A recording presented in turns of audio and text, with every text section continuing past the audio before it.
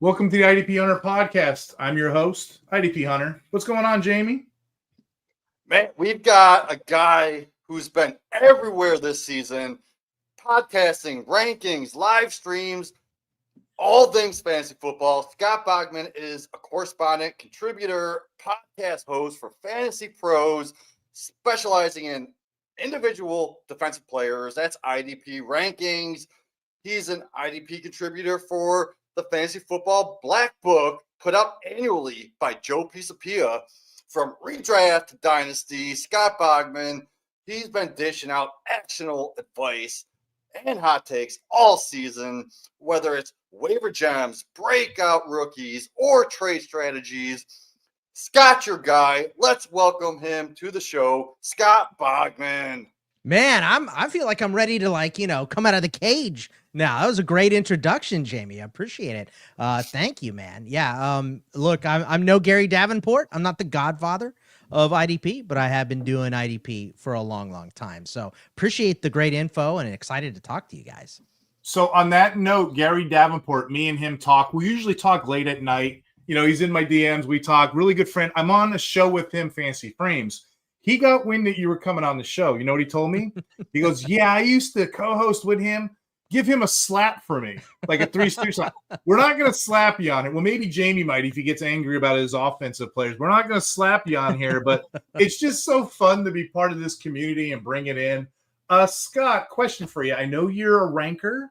Mm-hmm. I know you write. I know you do podcasts. And I told you offline, that show you do, oh my God! In this league, it's one of my favorite off season, like just to get used to the rookies and everything. So thank you and CK for putting that show together. I love it. Yeah, CK is the best, man. He is awesome. He's doing some writing for FantasyPros as well as a 6-pack, and then we have the War Room as well. So big fan of CK. He's my guy. So you know, when you're not podcasting, you're not writing. Well, maybe that is my question here. You know, when you're not doing all these tasks, what's the day in the life of Scott Bogman? What is it? What's your day consist of? What are you into? I don't have a lot of else that I'm doing right now with college football. It's a lot of researching, a lot of deep diving, and I write the college football article. You and I are kind of opposite, where you said you like to write. I'm a yapper, dude. I talk and talk and talk. When I go on a plane, I have to tell myself, all right, don't talk to the person next to you. They have to talk to you first, right? Like, because the floodgates will open. I will talk. I love talking to Uber drivers, anybody. So I'm a yapper. I love to talk. I watch a lot of TV shows, watch a lot of comedy, a lot of different podcasts, not just football and college football, a lot of baseball stuff as well. Obviously, I do a lot of baseball, and then a lot of space stuff. I like Neil deGrasse Tyson, things like that. Okay. Yeah, I read a lot of books as well, or audiobooks. I listen to a lot of books. So no difference in your brain between reading and listening to an audiobook. By the way, they've done studies. So you can say you read it if you listen to it. It's the same deal. So, but yeah, listen to a lot of audiobooks. That's kind of what I do before I go to bed, and then I get up and do it all over again, man. So video games on occasion, but I'm basically a vampire. I'm up really late at night. I sleep in during the day, and then I'm up for the games. That's kind of the point. So, what's your favorite video game? I need to know. Ooh, my favorite video game. I like the Survivor, Cal Kestis, the Jedi games, and awesome. But mainly it's MLB The Show, man. MLB The Show is the best sports video game, I think, out there. I play a little Madden too. Welsh and I have been playing it on the FantasyPros Twitch and answering fantasy football questions, which, by the way, if you would have told me when I was 15 that I'd be getting paid to play Twitch with to play Madden with my best friend while we answer fantasy football questions, I would have said, well, I have the best life in ever. All right. So I'm awesome. Not on Twitch, but I'm about to hop on Twitch right now. How do we find you on Twitch? Well, I don't do a Twitch, but we have in this league, we occasionally Twitched, but all my stuff is on FantasyPros. And then the rest of my stuff at Bogman Sports on Twitter, I do in this league, fantasy football, fantasy baseball, and the draft with CK. I do college football at Betting Pros. I do the Thursday and Monday night football bets with Joe Pisapia on Betting Pros. And then I'm usually on the wrap up on Sunday night on Fantasy Pros as well. So got a week off last week. Might have this week off. I can't remember. Too many things going on. But yeah, man, It beats digging ditches, boys. I am so happy to talk football all day. You were saying earlier about, being like a social butterfly. It's kind of what we do. We are an extension of each other. I just love this community.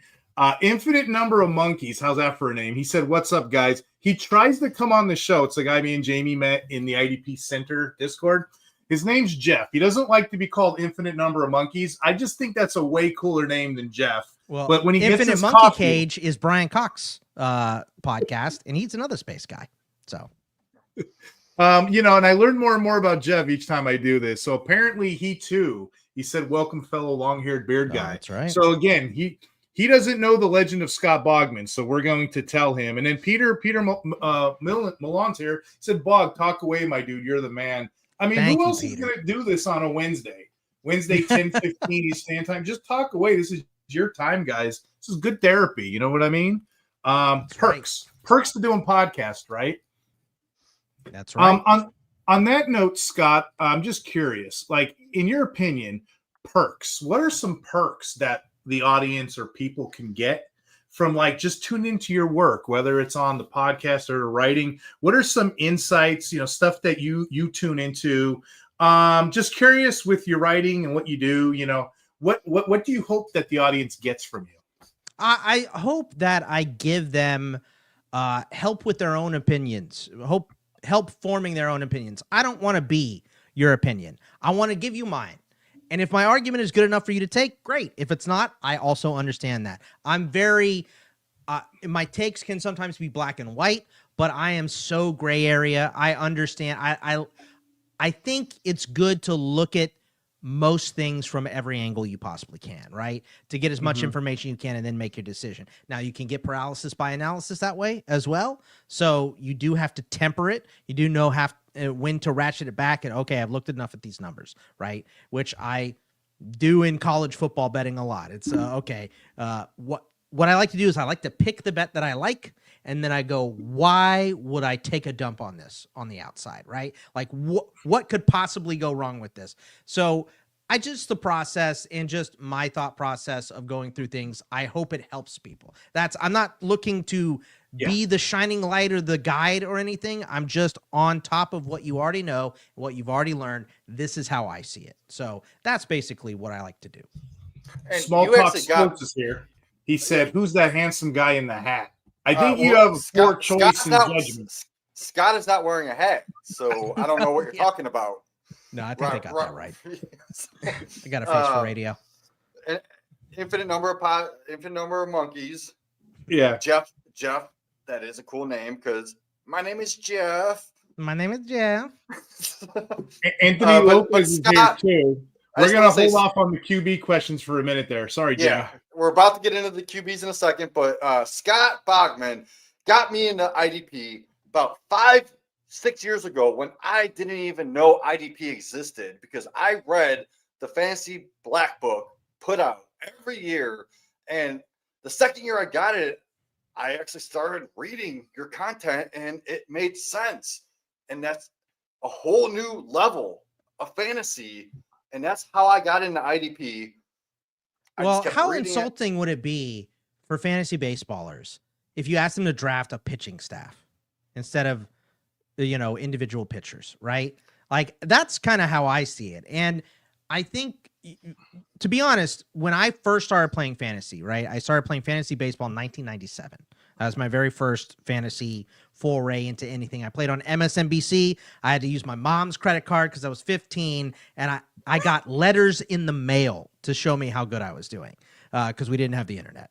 So I cut this thing out of the back of a magazine. I put my team together. It was a salary cap league. I sent it off, and then I had to hold on the MSNBC line and hear Bobby Thompson shot heard around the world to get a guy on my taxi squad, and it cost me $5, right? So that's how long I've been doing this stuff. But my very first Dynasty Fantasy Football League was this website that no longer exists. It was called EF Sports, and they had a salary cap and restricted free agency and unrestricted free agency, and you had to bid on players and you had to give them contracts, and you picked every position on the field. They had a scoring position for offensive linemen, for punters, everything. So that's how I got involved. So I didn't really know a world without IDP. And then I started playing on like ESPN. And I'm like, well, where the hell are all the defensive players? Why does it just say team defense? What is that? So I never have liked that. In being a Steelers fan, most of our stars are on the defensive side, right? So especially now, but growing up, it was always, Greg Lloyd, Kevin Green, Joel Steed, Rod Woodson, right? Like it was all those guys. So I've just always appreciated the defensive side as much as the offensive side, if not more. And as a Browns fan, I have to just hate you just a little bit more. Because that's fine. I get it. The Steelers have been awesome. I expect it. And look, I respect you more than a Bengals fan. So hey, we got a rowdy audience. We got people asking questions. Go. But you guys brought up one more thought for me, and I promise I'll get off the mic after this. I told you I'm a yapper. I told you.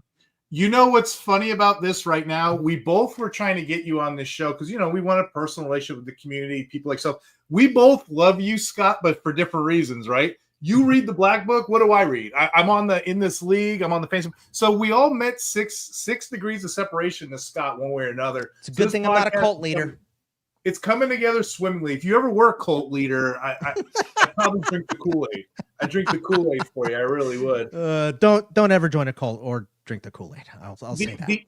Jamie, you brought an interesting point up to me. Like 5-6 years ago, this thing was like the Wild West, especially IDP. IDP is such a niche community. I mean, now you got us doing it. You got a couple different networks. You got some people doing it. But before that, there really wasn't anybody doing it. 2009, 2010, until Scott came on the map. You had Gary. What was Gary? Yeah. Gary's been the man forever. So he absolutely supersedes me. But I mean, outside of that, I'm probably in with some of the OGs outside of Gary and a couple other I'm sure I'm not thinking of right now. So speaking of OGs, Jeff said, once you go IDP, you never go back. And that's truthful. I've been playing, I'm going to show my age here. I've been playing IDP since 2003. The game has changed. Funny, these slot corners and these box safeties, they rotate so much. They change so much, don't they? It's like night and day every other week. It's kind of like IDP because it changes so much. But right now in today's game, you hit the slot corner right, the safety right, like Mace is talking about. That's a cheat code. That's an LB2. That's an LB2 right now. That's how they are playing out. Okay, I'll get off my soapbox, but I love it. Yeah, I do get into these the quarterbacks. The leaders of the team are the quarterbacks, Jamie. So we give it to you. What do you have this week for us, my friend? Yeah, we're looking for streamers because some people do play single quarterback leagues, and they need a streamer this week. So I'm going after Aaron Rodgers, my top streamer option this week. I have him boldly ranked QB 10 this week. Maybe I will raise him even. Like, he's efficient. Just a few weeks ago versus the Bengals, Rodgers had 250 yards and 4 touchdowns. The Bengals are allowing the 4th most quarterback points at 22.6 points a game. So he is a safe QB2 with some touchdown upside. So I'm going after him. Jacoby Brissett, Kyler Murray may be done this year. Brissett could be the starter rest of the season. He's getting over 20 fantasy points a game. And the 49ers defense has given up around 20 points a game to quarterbacks. So it's a good matchup. Even with Marvin Harrison out, he can still be efficient. Geno Smith, he did struggle a lot this season, but he torched Washington and the Jags defense, who are both top 5 in points allowed to quarterbacks. Geno had 26 and 27 points against them those games. Monday night, he's facing the Cowboys, who averages 26.3 fantasy points to quarterbacks, the worst in the league. So this makes Geno Smith a strong start. Then you got Mariota.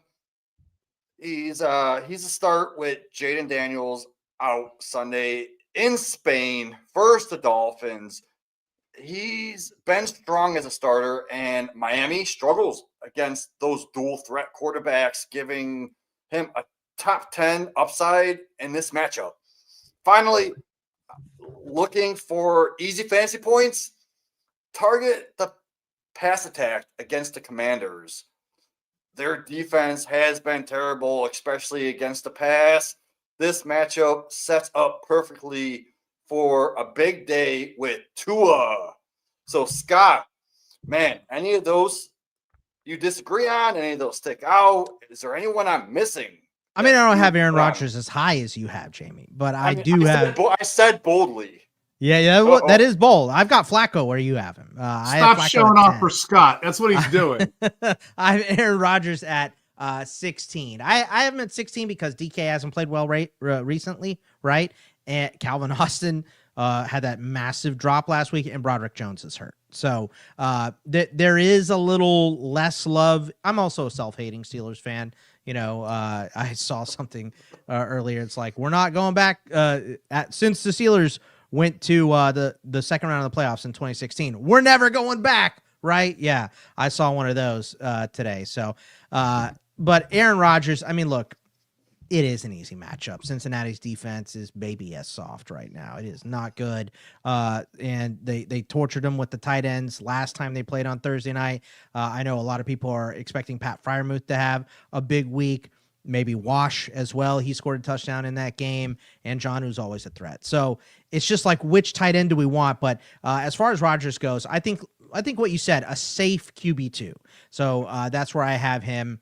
I knocked Jacoby a little bit because Marva's out with the appendectomy. So I put him at 18. I have Geno at 17 with that good matchup against Dallas. But I do think that at 15, where I have Jared Goff, is kind of the end of a tier. So I would kind of lump Rodgers, Smith, Brissett, and I have Tua. I have all of these guys in a row. I love that you picked all of them. I guess I have a question for you guys when you're done, but I don't want to interrupt Steve. So, Steve, give us your thoughts on these quarterbacks first, and then I have a question for you guys. I'm okay with it either way. I got Rodgers as a stream. I don't think I'd have him 10. Peter Millen, I hope I'm saying that right. Millen or Million, he's cracking me up in the chat. He's saying, Boggs, he's praying you're right for the Steelers stake. And then he's asking about, well, actually, I take that back. We had a trade question. Anthony Lopez has been waiting patiently for like 20 minutes. You know, we're just going away. Antonio. What's that? Antonio Lopez. Oh, Antonio. I'm sorry. I'm reading real quick. Caleb Williams and Bucky for Purcell and Allen. What are your thoughts there, Jamie? Is that Josh Allen or LaQuint Allen? It's got to be Josh Allen. I think it's Josh. I don't think anybody's going to put LaQuint in there. Man, this is tough. It's obviously it's got to be a single quarterback league, right? Yeah, I think if Bucky's practicing, I want Bucky. I do. So the key is PPR, though. I think Caleb has been playing lights out. There you go. With his rushing upside, it's similar to Allen because he's been getting 6-7 carries a game. Oh no, you with Caleb Williams. So yeah, give it to Caleb and Bucky. Like, can we trust anything the Niners say about injuries ever? No, you can't. Are we 100% sure that Pearsall is going to play? I don't trust Pearsall, man. Yeah, I trust Pearsall. Jennings. I don't trust Shanahan at all. Yeah. I think that's my problem. Yeah, give me Juwan Jennings. Ayuk should be coming back in the next week or two. He should have came back 2 weeks ago from what they've been telling us. So I don't trust them. Is Jordan Love a fade or a play, Jamie, this week of the Giants? I mean, it depends on who you have. Like, who's your other options? Because honestly, Jordan Love, I'm looking at my rankings now. I got him at 22, which is low. Like, expect about 16, 17, maybe 18 points from him. I don't think he's going to get you over 20. I think this is a good get right week for Jordan Love. Because it's just his pass catchers, though. Come on. Yeah, they've been getting blown up, but I mean, if you're going to take advantage of a defense, this is the defense to do it. The only good part about the Giants right now is the line. So to me, it's all about Jacobs getting those carries, getting those touchdowns. He had a ton, right? And they'll be on short rest a little bit. So maybe we see a little bit more of Emmanuel Wilson. I could be overthinking it. I mean, I had the under on Jacobs and he screwed me on Monday night. So by one carry, by the way. I did get a Jacobs touchdown and I got it. Yeah. Jacob's touchdown is a good call. My under on his rushing attempts was not. So, but I do think this is a nice get right game. Get your confidence back for your quarterback against a opponent that could have boat up. We saw them do it on Thursday night against Philly, but I think the wind is out of the sails for the Giants now that they're starting Jameis. So I'm honestly, I'm actually willing to start Jameis Winston over Jordan Love this week. Ooh, I don't hate the boldness of it. I just don't know if that I would. I just don't know that I would. I'm always bold, man. Fortune favors the bold. Ask Matt Damon; he'll tell you while he sells you some crypto. So Steve, what do you have for the DLs this week, man? You and Scott, I want to sit back and just listen to you and Scott talk about these DLs. So I got a couple repeats. I'll jam them in. I only got 10 for you this week. I'll break it down. We have a question. Yeah. We have a question in the chat. And it's about I forgot to ask you guys too. Sorry. Bo Nix. What the hell are we doing with Bo Nix after these 2 miserable weeks? God damn it. I don't even want to start him, man. He's a guy I want to lower. I have him in the 20s, but that's probably too low. I have him at 20. 1 spot ahead of Jameis Winston, 2 spots ahead of Jordan Love. Man, if I got him lower than Jamie, maybe I am crazy, huh? That's possible.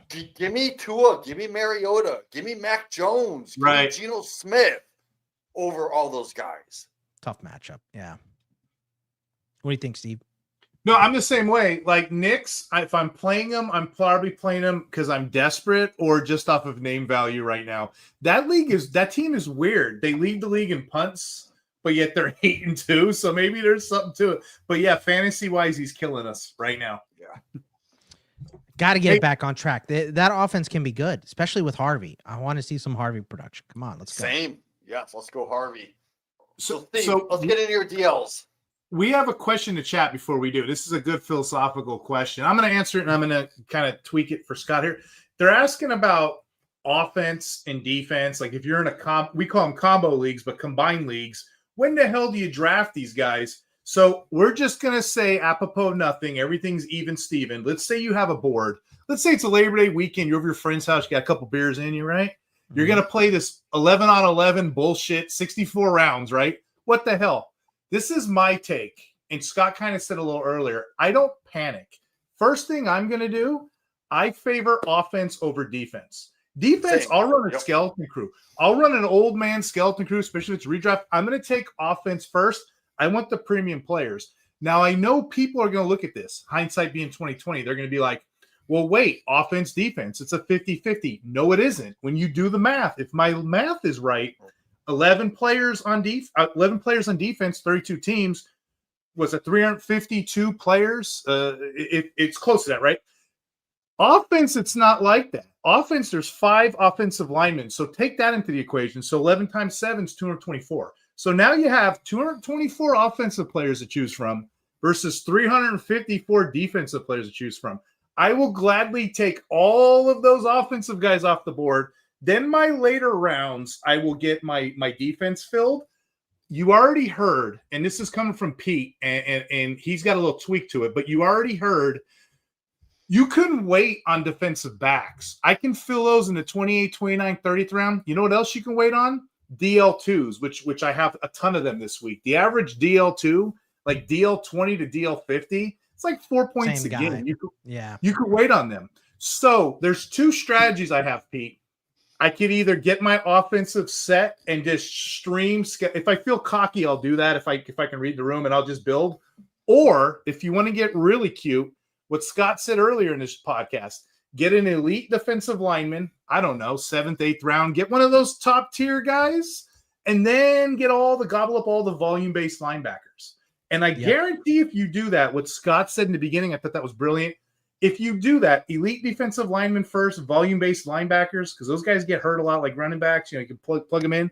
You're going to be in the fight in most leagues. I mean, some of the leagues me and you play in, Scott, deathmatch and whatnot. We're in it just because we're paying attention to the stock market, But Pete's question was about drafting. He has a 7-rounder. It's a rookie draft, so this may be a little different because of IDP. I love those because I get to actually pull rabbits out my hat. When are you taking your IDP? Are you taking them if it's a full-blown 7-round rookie draft? What should you start? When should you start drafting defense? Pete wants to know. I want to add one thing to what you said about your initial draft as well. keeping up on the offensive side is an arms race, right? It's like loading up on your nuclear arsenal. You have to match with everybody else, right? And that's why to be honest, I'm an old man compared to a lot of fantasy players now, and I've always been a running back first guy, like the guy that gets all the touches. That's why I'm doing pretty well this year. I have a lot of Jonathan Taylor, right? So I'm an RB first type of guy, but you can't ignore the wide receiver position because it's an arms race, right? You have to keep up. It's the same thing in IDP versus offense, like Steve just pointed out. Your choices are shorter and everybody else is taking them. So you have to take offensive players first, even if your scoring is somewhat close, because you just have more options on the defensive side. In a standard rookie draft that Pete's asking about here, I want to earliest I would take a really good defensive player is middle of the second round, right? That's basically what it is. Almost every draft outside of maybe this 2026 upcoming draft, you'll hear about that in a couple months here, Steve. It's probably going to be offensive heavy, right? It's going to be offensive heavy. People are trying to replace their running backs. They're trying to keep up at wide receiver. If there's an elite tight end or if it's super flex, you're just throwing darts at quarterbacks, right? So the middle of the second is really when those defensive players are going to start coming off. And it's usually like 2 guys in the second, maybe 3. And then in the third and the fourth, now you're starting to see some of these guys come off the board. So in a standard, when you're playing both sides and you're in a rookie draft, that's basically what I'm doing. And Steve, you are correct. Your math is right. So in honor of Adam Sandler and Billy Madison, Chris Farley, you are correct. Yeah, I've had this conversation so many times over the years, and then I've had the argument, well, why? I'm like, I won't take an offensive guy. I would say my check down point, probably like a Chris Godwin type, like one of those. Once I know the tier drop off after wide receiver, once I get my initial core of a team together, my tent poles of a team, then I'll start looking at defense. But again, what I love about IDP, Scott, like some of the players I have here for defensive line, most of them you're like, huh? Who? And if you take a break for 3 weeks, you go on vacation or a season, forget about it. You're starting over. All the stuff that you learned is now brand new, Too many injuries, man. Before we move on, the chat's popping. Buy and sell you, my dude Sam Wise from Player Profiler. Thanks for popping in. Kyle Sandra, my host at the Dynasty Six Pack. Love you, dude. And we got so many chat questions popping. But did we get to the DLs yet? No, we're gonna. I'll tell you what. I got 10 of them, and I can talk it fast. We're gonna go in some kind of order here, okay? So I'll go like shallow, then I'll go mid, then I'll go a little deeper. Some of these are repeats from previous shows. So if you guys are interested, you have questions on them, just go back and watch previous shows. I don't want to carry it over. Plus, I'm really interested in hearing what Scott has to say with, you and Jamie. You guys got this weird chemistry. I'm about to tell you, I'll get a room, you two. But I was about to ask him when Magna Carta was. So let me get these DLs under the way. Okay. So if you're in a shallow enough league, there's 3 I said previously, and I said check the matchups, and they've already played out the last 3-4 weeks here. We mentioned Chase Young a couple weeks ago. Chase Young, 2.5 sacks last 5 games he's played in, right? After his bye week, he's got the Falcons, Dolphins, Tampa Bay, Panthers, Jets, Titans, and Falcons again. Yes, sir. I'll play him all day long, and that's a stream you can have. Let's keep going. Montez Sweat was the one the week before. Now, you're probably not going to get him. He's over to 33%. I try to have like deep shots here but if he's somewhere, if he's hanging out in your leagues, Montez Sweat, 4.5 sacks last 5 games. I think we missed the bus here, guys, but there might be a league. His matchups against the Vikings, Steelers, Eagles, Packers, Browns, and Green Bay again, those are all teams, middle pack, but they could be had. And then last week or the week before, we mentioned Joey Bosa. He came off, he's going on a decent snap count from 44% to 60% usage the last 2 games, where he had 3 sacks in the last 2 games. The matchups are decent too. Tampa Bay, Texans, Steelers, Bengals, Patriots, Browns, Eagles, All of that's fairly decent. Defensive tackle. You don't ever hear this. So a couple weeks ago, we were talking about Wharton, right? We were talking about Tershawn Wharton. Scott's already laughing. He's already know. Yeah, no other show in the universe is talking about Tershawn Wharton, okay? I'm about to do it. I'm about to talk this gentleman up as proudly as I can. Wharton is on a heater right now. He's stacked back-to-back 7-tackle games. Like, he's trying to convince everybody that he's secretly still an off-ball linebacker. He came in the league as an off-ball linebacker, by the way, but he excels as an interior guy. You know the Panthers are struggling, but over the last 3 games, he's played 84% of the defensive snaps. He's piled up 18 tackles with the sack, proving that, he's good in this space. I've been using him, Scott, as like, oh, he's my 32-team guy. Oh, he's a defensive tackle required league.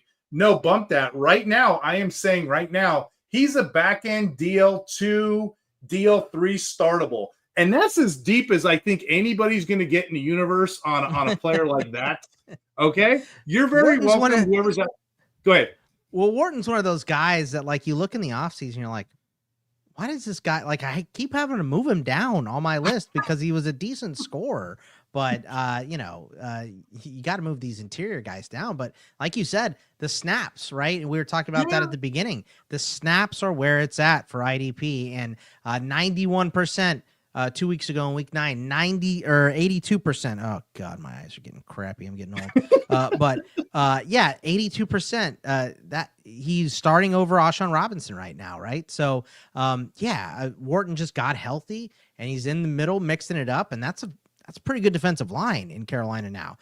They went from really bad to decent. They've spent money well the last 2 years in a row, right? Still need a quarterback. They still need offensive help, but they have spent their money well on both sides of the line the last couple years, Carolina. So really like this Wharton pick by you here. The other guys, like, it's just about them staying on the field. Bosa, it's just about him staying on the field. Chase Young, it's about him staying on the field, right? The Saints are going to be on defense a lot. Chase Young should get a lot of snaps. Even if the percentage isn't as high, the numbers are going to be high because the Saints, outside of winning last week, are not a good team. So you know what kills I like me, those Scott? calls out. Buy and sell just said, he's making me laugh and chat. He's like, hey, is Chase Young still in the league? He's in New Orleans. That's why you haven't seen him. All those stats that I said, like, in 4 games he did, those are the only games he's played. So just take what we're saying as a gram. These are streams. Like, if this was like a waiver show, we might be calling ourselves. Anyway, I thought that was hysterical out of him. I got 4 for you, maybe mid-range leagues that you guys can mess around with. We're going to start with Draymond Jones. If you guys remember a couple weeks ago, Draymond Jones was on a heater, wasn't he? What is he at? 4.5 sacks in the last 5 games. He got traded to who? The Ravens, right? For a 5th-round pick. They got a good deal out of that, I think. I'm pretty sure they did, right? So anyway, he got traded. He's instantly going to factor in. He's getting 60% of the snap count. And Scott alluded to it earlier in the podcast. Snaps matter. Like, you want 100% linebacker, probably 100% defensive back. For defensive linemen, 60 to 70% is that sweet spot. It's not too much. It's not too little. It's in between the rotation. 60% is that magic number, per sports systems, per PFF, what have you. So he's right in there, right where he needs to be. But check this out. He's only owned in 12% of leagues. So you can get Draymond Jones anywhere as, a good deal 2, deal 3. Again, I don't have many deal 1s this episode, so you got to kind of squint your eyes at it like Scott is squinting it, trying to read the screen here. You know what? I'm going to do. Upcoming matchups, Draymond Jones. The Browns, the Jets, the Bengals, the Steelers, followed by the Bengals again. I think this guy's going to explode. Let him get comfortable. And let me just shoot my shot with 3 more, and I'll get off the mic here. Uchenna Nwosu, we talked about him earlier in the season, right? Sneaky 5.5 sack season. 3.5 of those have been the last 6 games. He's got some matchups against the Rams, but after that, it's the Titans and Vikings, so that's exploitable. A couple of shows ago, again, I hate to repeat, but I'm just putting it out there for the audience who's just tuning in. Alex Wright, 17 tackles and a sack in the last 4 games. he benefits because he's on the opposite side of Myles Garrett. Jacob Martin, 60% of snaps. Nothing too sexy, 13 tackles, 2.5. But, that's still somewhat doable for somebody that needs somebody out there. I don't have much deeper leagues, but there's two guys that kind of popped off this week. Defensive tackle required leagues. Keanu Benton? He was Keanu Benton. Yeah. DL4 overall the last 2 weeks. It ain't a fluke. You think about it, you get the TJ Watts, the Highsmiths, the Haywards. They're going to get the attention. Benton can be had most places. And then the last one I'll do, another guy that's been sneakily popping off, Charles Snowden. He plays the opposite side of Miles Crosby. He was DL6 last week. He's got an expanded snap count role. The opportunity's there for Vegas. So, in the front seven. So, again, these are the deepest of the deep leagues out there. But yeah, those are my guys. There's only 10 of them this week. I kind of went through them real quick, but I just wanted to prove Butler's another good one on that Raiders line. I think he's had a couple good weeks in a row as well, Adam Butler. I like your Nwosu call out, right? They rotate a lot in Seattle because they have so many good players, but I really like Nwosu because he is kind of, it's him and Leonard Williams are the leaders for the snaps on the defensive line. So I really like that Nwosu call out, and Draymond Jones just, they don't want to play Ojabo. So we should see him out there more and more.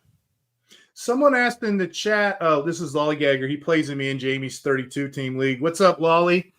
He's asking about Danielle Hunter. Is he for real? Because he blew up. This whole season, I've been kind of fading Danielle Hunter. And the 1 week I do on FantasyPros, Scott, guess what? He blows up. That's the story of my life. Just Charlie Brown kicked the football. Just go ahead and kick me in the nuts while you're at it. But yeah, Danielle Hunter blows up. Is he for real? This is a two-parter. Is he for real? I'm going to say this. Whether he's for real or not, doesn't matter. He's playing the Titans this week. That offensive line's like fighting a paper bag. So, yeah, he'll go off. He's startable. Play him. So the question was, should I start Danielle Hunter or Mack?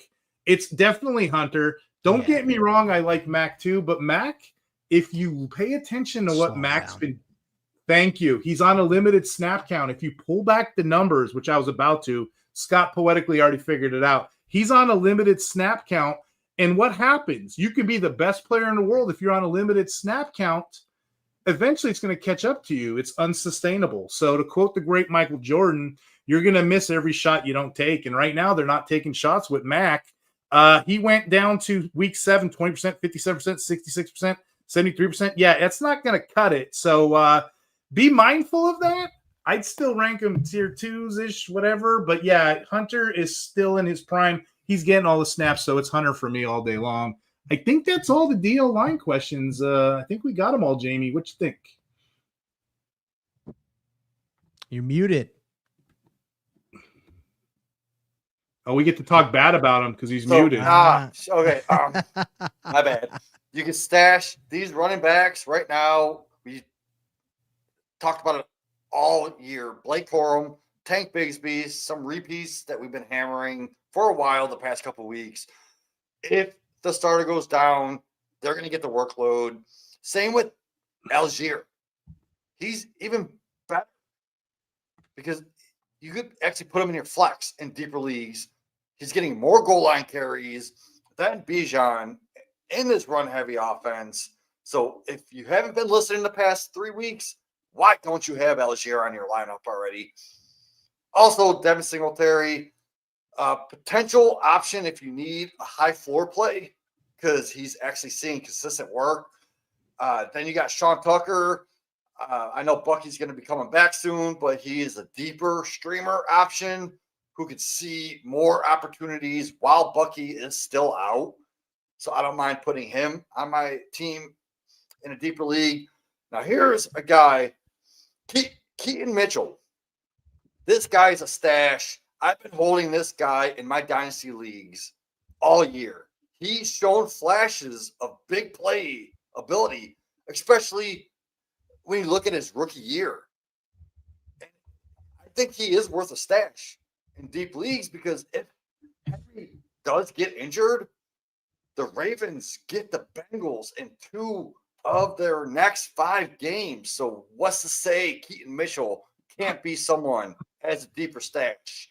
Derrick Finally, deeper Sorry. stash. Kenneth Gainwell. It just seems like Arthur Smith is really trolling us fantasy managers these days, because Kenneth Gainwell, he saw 0 carries last week, but he played the most snaps. It doesn't make sense. He's picking up them blitzers. Yeah. The O-line Like, wasn't doing it. So he's more valuable for fantasy managers that actually own Jalen Warren, but in like a deep desperation play this week, he could possibly get you like maybe 7 to 10 points versus the Bengals, who give up tons of points to running backs. So why not take a shot on him if you're desperate?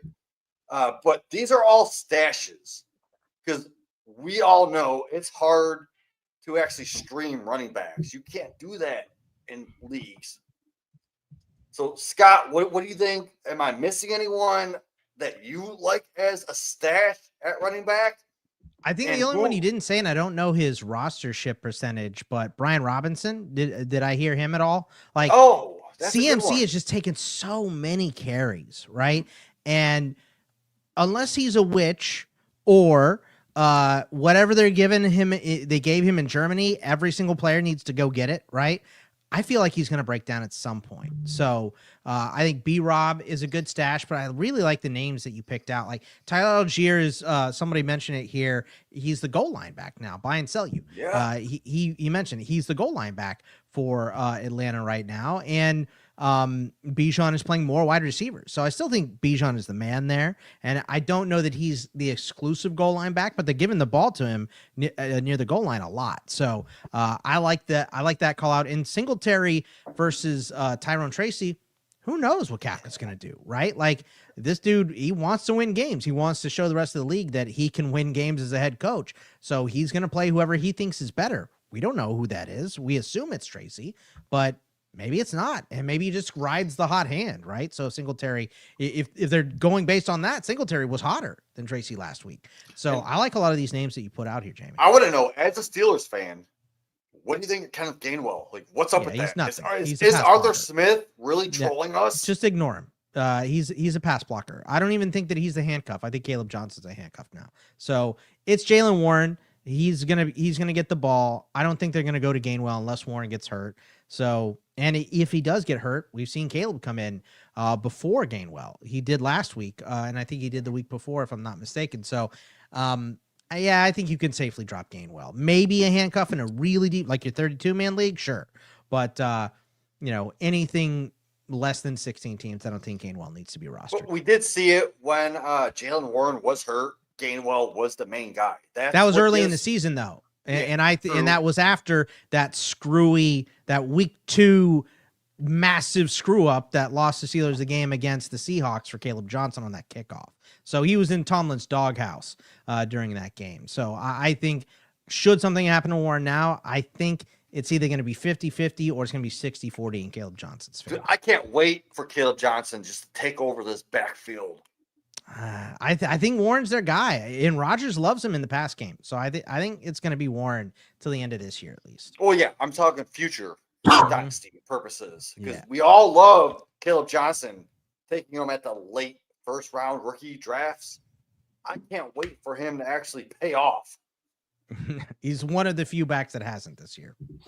Hey, Jamie, there's a couple questions in the chat. Let's hash them out real quick. We gotta get there's a couple interesting ones. This first one is this guy traded Alex Savin traded Nico and Barkley for JSN and ETN in week 4. Then he later traded. This is my guy, because you got to keep moving. You got to keep moving these trades. This is what I do. He traded ETN again and got Gatson. He's doing the red paperclip theory. You know what that is, Scott? With the guy at the red paperclip, he goes and he ends up buying a house and trades everything. I love that. Anyway, he ends up getting Ibuka. What do you think, Jamie? Yeah. Ibuka top 10 all day. So I think the first part of that trade I don't like. I don't either. The final presentation of it with Ibuka and Gadsden, win. Yes, 100%. Keep moving, like Steve said. Great work there, Alex. Yep. Pete's tearing it up. He's got a couple in here. He said Arthur Smith is the killer of all fantasy owner RB wet dreams. But he got Jonnu. But he got Thoughts? Jonnu, right? Like, I hate Arthur Smith, dude. I don't We'll be think talking about that in a little bit. I don't think he And was a then good he's coach in Tennessee. You know, he had Derrick Henry and AJ Brown. So And then he's talking about Boggs put Shanahan says the CMAC is never going to get hurt again. You have to trust the head coach. Yeah. I trust him as far as I can throw him. Buys and sells is saying maybe it's Zach Moss in New York. Zach Moss is dead. This No, just in, he just broke his arm again. Yeah, so Zach I don't think he's Moss playing. is done. So, Steve, let's get into these LB. My linebackers, and like I said, some of them we're going to go through these kind of quick. I got 5 shallow, 5 mid, 2 deep. And I got a hybrid guy. I might just save him for the DB's part. But we're going to talk shallow first. A lot of these guys we hit on other shows, so no context. Look for guys like Christian Rosenboom, Tevin Wallace, Tayton Bethune, Barrett Carter. If you don't know who those guys are and you've been living under a rock, you're way behind the power curve. But those are guys you should have added the last couple weeks. I'm going to throw 3 new ones at you, though, okay? I'm going to throw the Seahawk linebacker situation. We got Knight and we got Drake Thomas, okay? What's neat about both of those guys is they ball out different ways, okay? The case for Drake Thomas, he's had 4 full games as a starter now. He's always getting 80%. His average right now is 89.1% average. He's ranked first among inside linebackers with 8 tackles for a loss.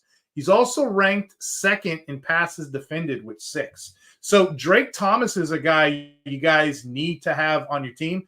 Believe it or not, Scott, I like Knight. I like Knight better than Thomas, but he's the LB3. He's the LB3. So I'm not even going to throw his stats on this show because if Ernest Jones comes back, he's going to be one that goes to the bench. And guess what? Last 2 practices, Ernest Jones, limited practice, he's coming back in. So Knight for a limited time only, but Drake Thomas has his own role here. Here's a new one for you guys.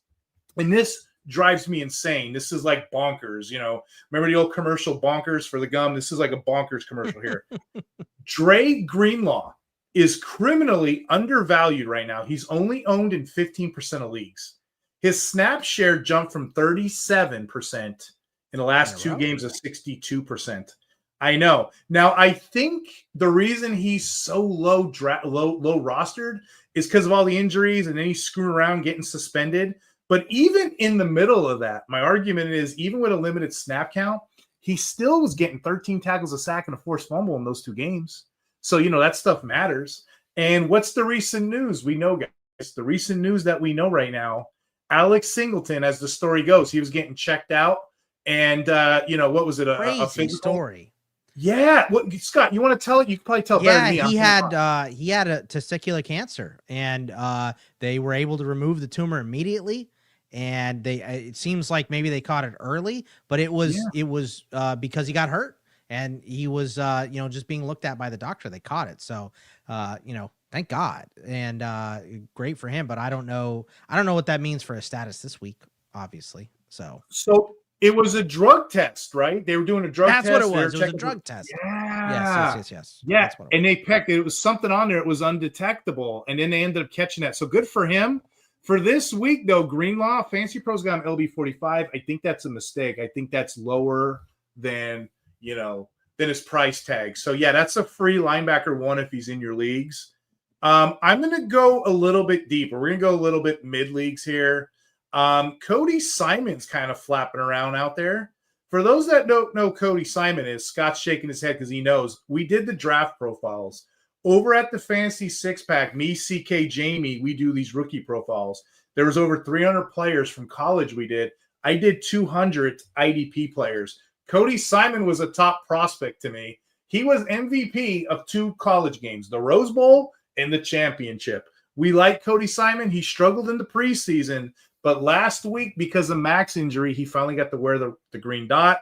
He was 100% snap guy. He produced 6 tackles in a limited start. And right now, the news is he's playing again this week. So again, if you're in leagues like that, a flex play or mid to deeper leagues, you can steal him out of nowhere.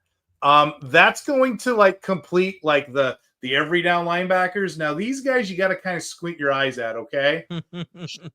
Jack Gibbons.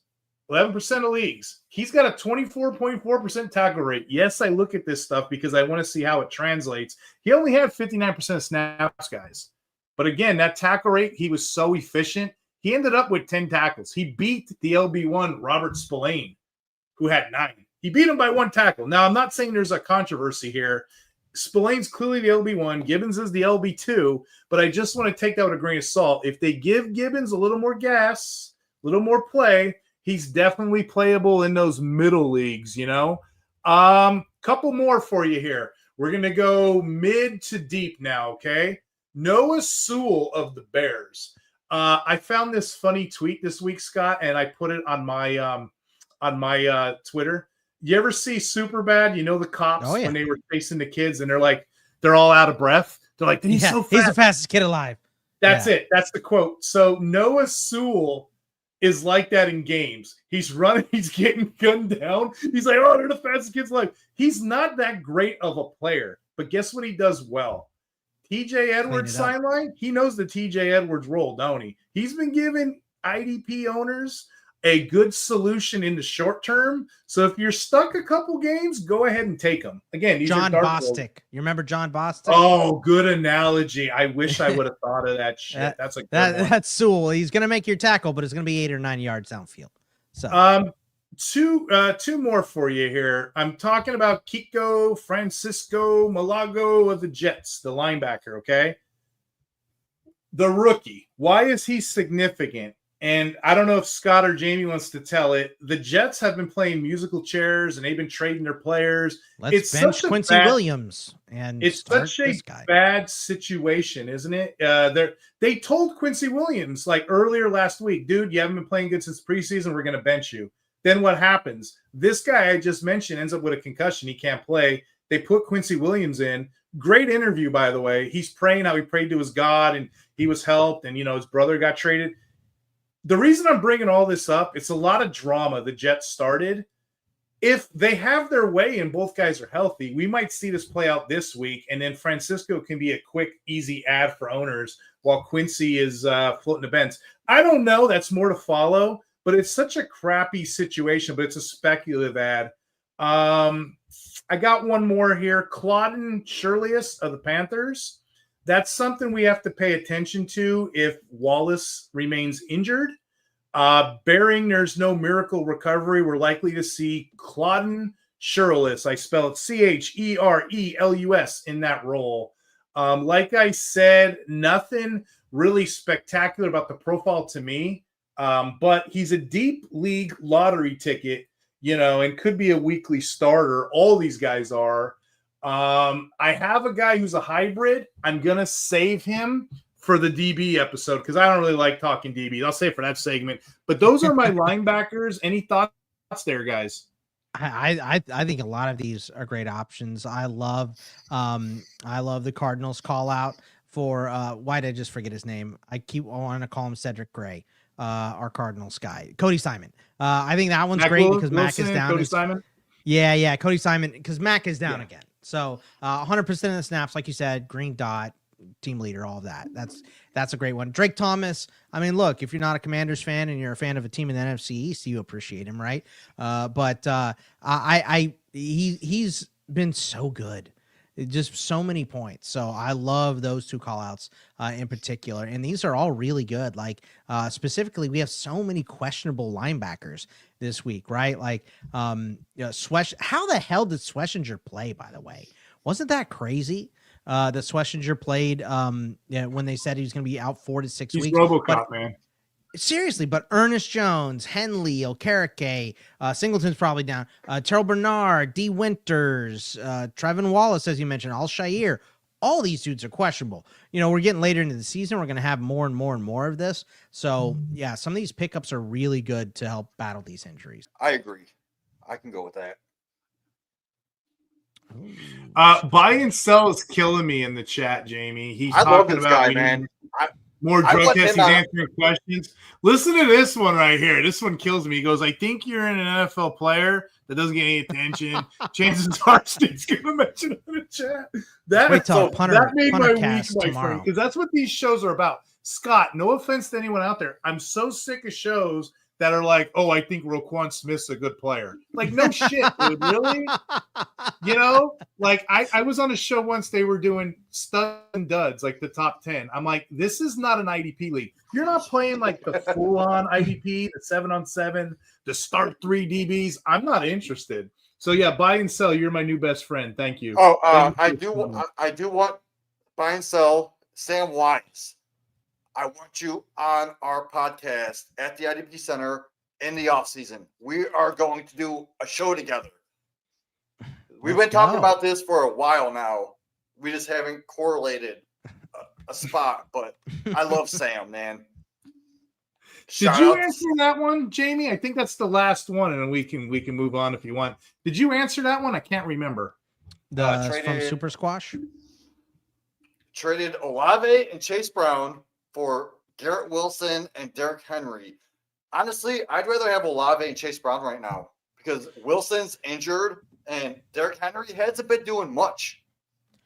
I think Olave will probably get hurt before the end of the year, so you'll probably be okay, right? But I don't know that Garrett Wilson plays again. Like, what incentive do they have to bring him back, right? That's kind of the thing. You might have, especially if Woody Johnson wants to go ahead and fire Aaron Glenn, which I think would be stupid. Like, you knew this year was going to be bad. You hired this guy to be your coach. Let him be your coach, right? Coming from a Steelers fan there's been more popes than Steelers coaches over the last 60 years. So, I don't believe in firing a guy immediately.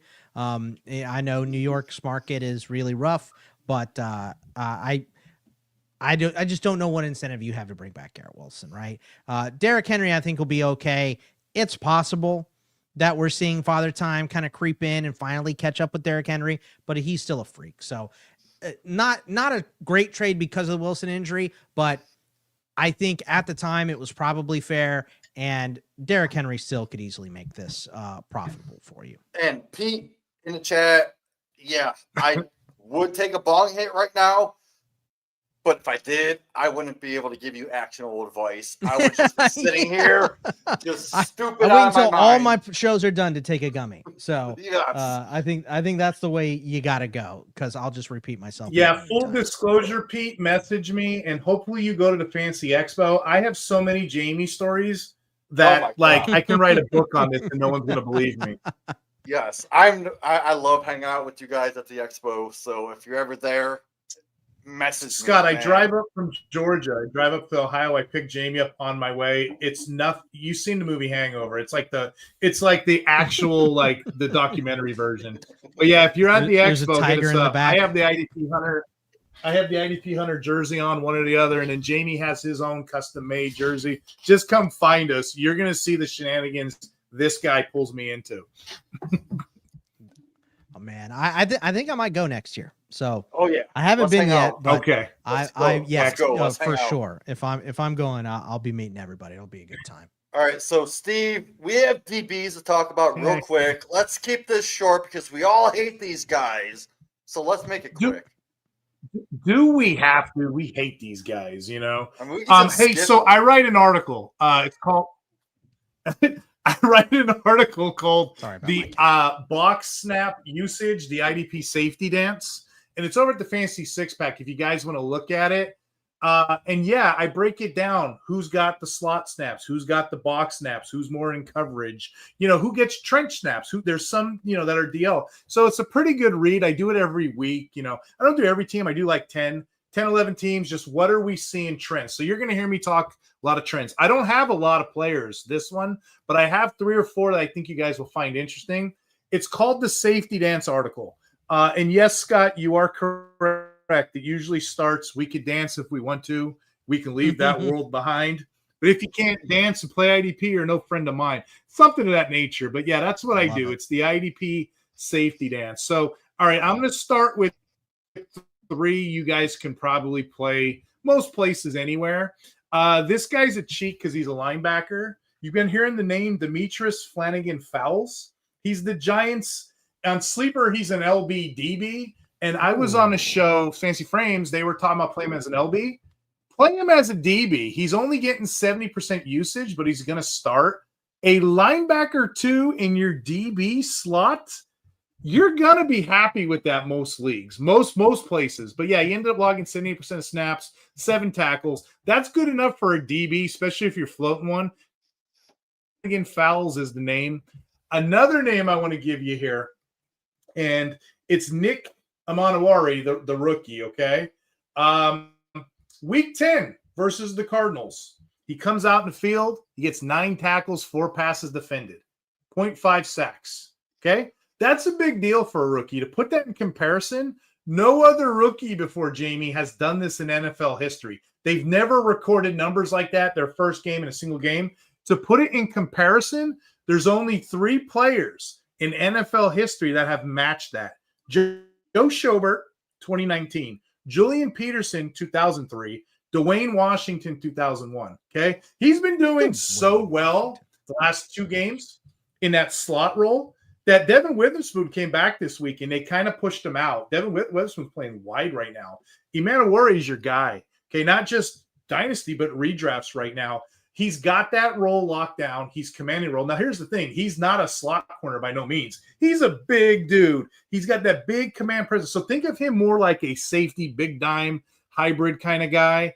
But yeah, he's changing the landscape. So I'm very excited about playing him. I got him, Scott. I don't know if you're in this one, but I got him in one of Gary Davenport's MFL leagues. 3 weeks ago, he was on waivers. It was an all IDP league. Oh, I'm like, what are folks doing? What are they doing out there?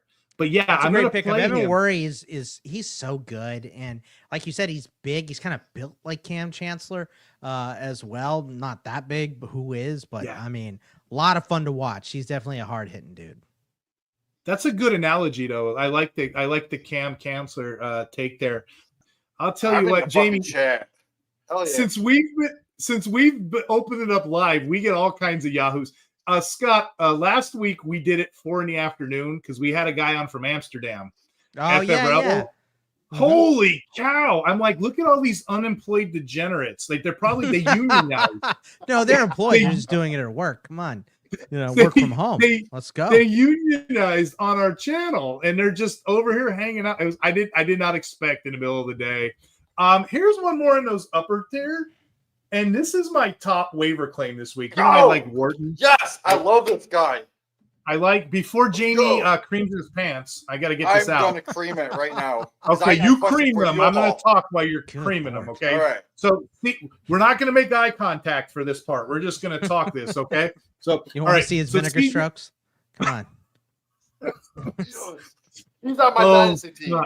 Scott, we're just soldiering on here. CJ Gardner-Johnson. Okay, he knows his coach, Dennis. The Bears. From the Bears. When he played the Saints, he just got there. So he's only got 2 games, but few defensive backs have flipped the IDP landscape in 2 weeks. I usually don't get crazy over 2 weeks, but just listen to some of this stuff. First off, he went nuclear. He posted 15 tackles and 3 sacks in those 2 games. It's not a fluke either. Okay, they put him in that slot role for the injured Kyle Gordon. Now, I had a couple of questions off chat. They're like, what about when Kyle Gordon comes back? Well, he's on IR right now. So for right now, this is your guy. So it used to be Brisker. It used to be Gordon. Unfortunately, right now, those guys are I'm not playing neither one of those guys. I'm playing Gardner-Johnson, okay? Yes. Gardner-Johnson was DB 13 in week 9 and DB 1 in week 10. 1, 2, 3 scoring, which is where I like to play. To put that in comparison, IDP overall 47 in week 9, IDP overall number 4 in week 10. He had 64 slot snaps during those 2 games when nobody remembered who he was when he was a free agent, right? He comes in now. Last week, they give him all those snaps. They also gave him 27 box snaps last week. We're starting to see the Bears coaching staff trust him and like him. Again, for the numbers, guys, I like numbers, Scott. So he's had 37.3% of his snaps come from the box and the other 40.3% in the slot. So that's the guy I like. And if you don't like any of that, what I just said, he's got 9 pressures on the season in those last 2 games. He's a sack artist, impact play, tackle heavy guy. He's got 9 pressures in the last 2 games. So something I said on the last podcast, I wasn't fancy six pack. Why does that matter? From his position, that's tied for 19th on the season. And he's only been playing for two games. So I'm very excited at what he can do. Like I said, he's already ranked 19th as a sacker. I took him as my sack lunch this week, Jamie. We'll see. He's playing the Vikings, but this is my dude I'm very, very excited about. So I have a couple others that are more like mid kind of players, but this is the one I kind of wanted to sink my teeth in. Any thoughts here, Jamie? Yes. So I want to say I have Gardner Johnson on my bench in a dynasty league. It's a 12-team. I'm starting Mika Fitzpatrick, who has been great getting 20-plus points. But Gardner Johnson got me 53 points on my bench. God. So do I start Gardner Johnson over Mika Fitzpatrick? I am. If you're asking me or if you're being rhetorical, I definitely am. No, I'm 100% serious on this. So I want Scott Bogman. Yeah, you have to. I think you have to right now, right? I'm putting him in my lineup right now over. They're playing Minnesota this week too, right? That's a pass-heavy offense with a young quarterback, right? Or no, I'm sorry. Who is Chicago playing this week? I screwed it up. They played Minnesota last week. Who are they playing this week? Oh wait, hold on. I'll get it for you. They're playing Minnesota. They're playing the Vikings. They're playing the Vikings. They played Minnesota last week. No, that's this week. God, week 11 Vikings. Week 10 they played. That's right. Giants. So I'm looking. They played the Bengals in the. Yeah. Okay. So Minnesota. Yeah. Pass heavy offense. A young quarterback. So yeah, I think I want to start CJ Gardner Johnson. So my question is, I have to start 3. So I'm obviously starting Kyle Hamilton. You tell me to start Mika Fitzpatrick and Gardner Johnson. Do I sit Jalen Hawkins? Yeah, I think you can. Yeah, I think you sit Jalen Hawkins. This match. I think that's what I would do. That's a strong play. Yep. Okay, thank you. Appreciate you guys. Mm-hmm. I'm going to go a little bit deeper here, and you mentioned Jalen. Yeah, we all love going deeper. That's what she said. Oh shit! Wait till you hear his tight end crap that he says every episode. You're gonna have to take it. You're gonna have to take. Love the tight ends. All right, let me get my DBs out of the way so Jamie can go crazy. So Jalen Hawkins, he's a serviceable DB2. Okay, streamable DB2. He has 37 tackles on the season. He's a decent guy for only playing just 8 games. You can get away with that. The Bills have a couple guys. This week, the Bills morphed to like a 3 safety set. And I guess they were trying to like checkmate the Dolphins, who were kind of weak at wide receiver. Also, their pass rush really hasn't been there. So I don't know if that's going to carry over yet. But the case I'm trying to make with you guys, the top 3 tacklers on the Bills this week were all safeties. Jordan Poyer with 8, Cam Lewis with 7, Cole Beasley with 7. You're like, who the hell is Cam Lewis, right? Cam Lewis just jumped in there, and he was doing all the stuff that, you usually see a Taron Johnson do. Cole Bishop excites me out of these 3 because when Taron Johnson comes back, that's going to cripple Poyer and Lewis's value. Beasley has his own role. So just be mindful of what's that? Isn't it? Yeah. Did you say Cole Beasley? Cole Bishop. Bishop. I'm sorry. I'm Cole different white guy. You know where I'm stuck with. Hey, I was on a podcast years ago. I was talking about Geno Atkins, I think it was, and I said Geno Smith. I'm like, I'm a dumbass. You know what I mean? Those basic last names, man. For the short term, because Taron Johnson's making me mad. He was a scratch the last 2 games. If you have to go deep on a Cam Lewis, because he's on nowhere, he actually did get 40 box snaps and impressive 52 slot snaps. That could pay off for somebody going deep enough, like me and Scott do. Jamie, I know you go deep, but it's a different topic. But you could go deep. You could easily probably pick him up, but it's just a short-term fix. So I wouldn't put a lot of time into that one. But yeah, those are players there that I think you can have. I don't really follow DBs much because I know I could punt them. The most exciting thing I wanted to tell you was those 3. Any questions? Anybody else you guys want to throw out there? I think those are pretty good. Like I said, I hate defensive backs, man. It's a crapshoot every week. So big time. Yeah, I don't think I have much more to add, right? Like, generally my because M and Worry I have in the 20s. I was down on Harrison Smith, but he's playing all of the snaps again, which is nice. I think Sanders still is going to get targeted a bunch. I think that's it, though. I mean, I think he did a pretty good job of laying it out there. I could answer one that I got offline. Michael Carter got traded 2 weeks ago to the Eagles, and Michael Carter is a slot king. People were worried about Cooper DeJean's role because the previous 2 weeks, Cooper DeJean was being moved from outside slot to wide and even sometimes free. It was a legitimate thing that was like being reinforced, and all the streets of Twitter, they were kind of worried about it. This week, we've seen that not to be true. We've seen Michael Carter more as a depth piece. Carter is still pushing his slot role that he had previously to week 10. So you can keep playing Cooper DeJean all you want. It just reinforces the idea that DeJean's a top slot player. I'll still keep playing him. Player profiler, Jamie, slot coverage. Player profiler, yes. Mm-hmm. The slot coverage. He's 31% of the time in shadow coverage.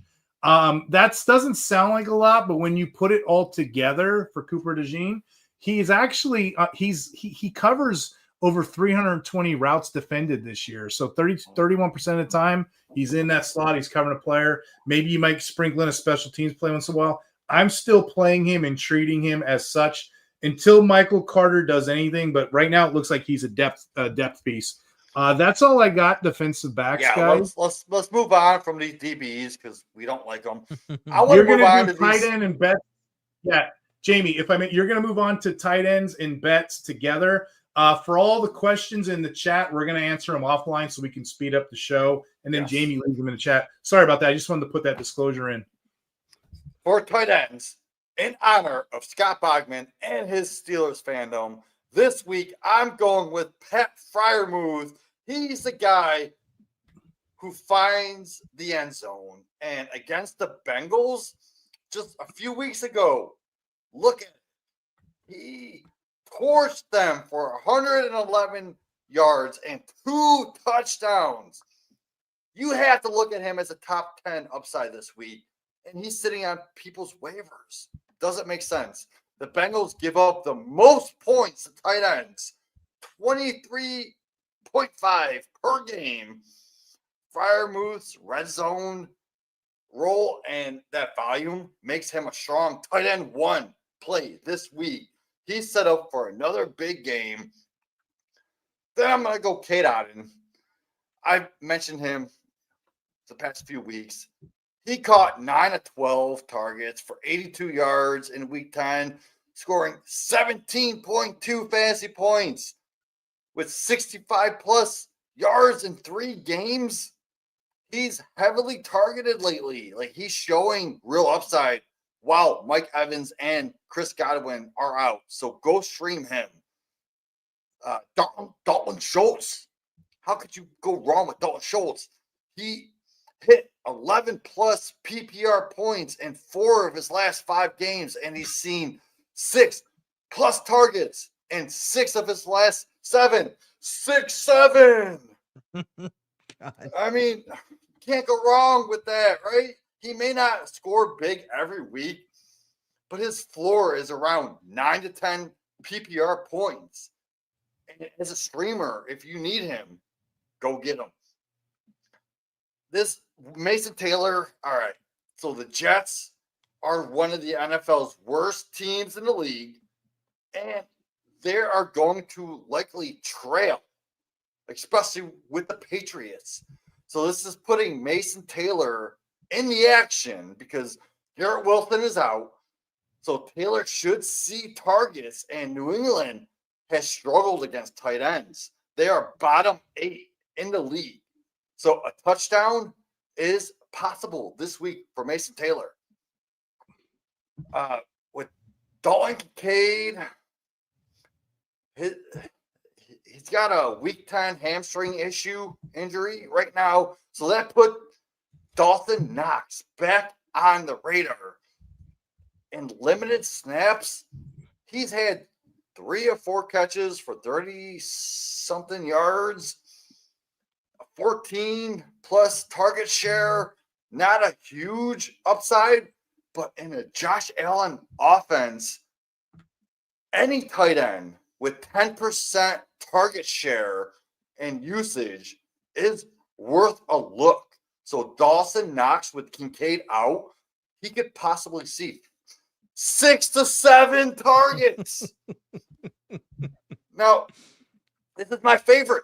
Theo Johnson, my 9.999 out of 10 RAS score. That's the most athletic tight end that we have in this league right now. Hands down, he's seen 22.2% target share last week. That's 7 catches for 75 yards.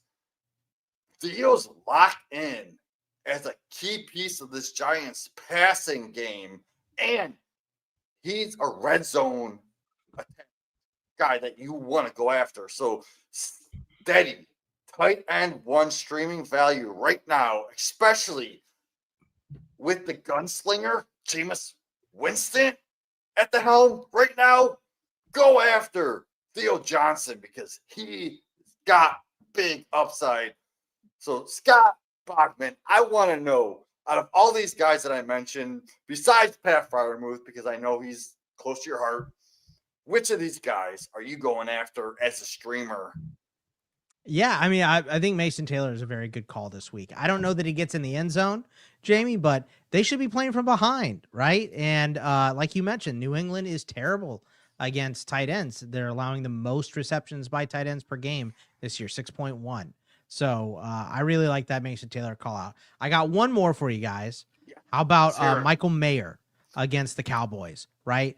They're playing a lot more 2 tight end sets, specifically since Jacoby's going to be gone. I think we're just going to see way more Michael Mayer out there. Obviously, Brock Bowers is the number 1 with a bullet, but I do think that with those options being limited, it's Trey Tucker, it's Tyler Lockett, it's these guys. I think Mayer might, maybe he could get in the end zone. So, but I do think there's a big chunk of tight ends that it's just like, after you get past Colson Loveland and maybe Kate Otten and Theo Johnson, you're just depending on a touchdown, for Freiermuth, for Taylor, for Hawkinson, Barner, Jonnu, Mayer, Ingram, Fant, any of these guys, right? Hunter Henry, like you're just depending on a touchdown. That's what you really want. So hopefully we get it, but great work on these tight ends. I mean, Theo Johnson, I wish I could like him more. He should be better with Jameis Winston. You have to like him more. Yeah. 9.99 RAS score, dude. The most athletic tight end that we've seen since the 80s. Jeremy Stevens had a pretty good RAS score as well. Dropped the ball, man. So much fun, guys. I appreciate you having me on. This is a great time. Love talking IDP and any football. Like I said, it beats digging ditches. We're having a great time here. Pete, he's got the Kleenex out. He's probably just going to do other bad stuff with it, Jamie. The lotion. Yeah, put the lotion on the skin, my friend. Gets the hose again. But yeah, I guess we should just go around. Where can the audience find us? We mentioned Twitter. Jamie, are you on those Facebook streets? I'm at Facebook, on Twitter. You can find me here at the IDP Hunter podcast. I'm at the Dynasty Six Pack doing Dynasty shows with the Fantasy Six Pack. I do a Sunday morning Start Sit show every Sunday at 11:30 normal people time Eastern. Ask your Start Sit questions. I got you, man. At Bogman Sports for me. You can find me on the Twitter. I don't really do Facebook. I don't care about your aunt's political opinion, so I'm not on Facebook ever. But I'm on Instagram on occasion. That's in this league on Instagram, so I don't really post a lot. I just lurk a lot on Instagram. But you can send me a question there if you want as well. But follow me in this league. I'm on FantasyPros. I'm on Betting Pros. So you can find all my stuff at Bogman Sports. So appreciate y'all. Follow him on. Go follow Scott Bogman on Twitch. Follow me on Grindr. It's at Jamie Perot. Yeah, Grindr and Twitch, because you can watch us play video games together now. So I opened up an OnlyFans if y'all want to follow me there, because I wanted you guys to see what I do in the middle of the night. Turns out I didn't make your feet, bro. Scott, I didn't make any money. Turns out no one cares to see me eat snacks 3 a.m.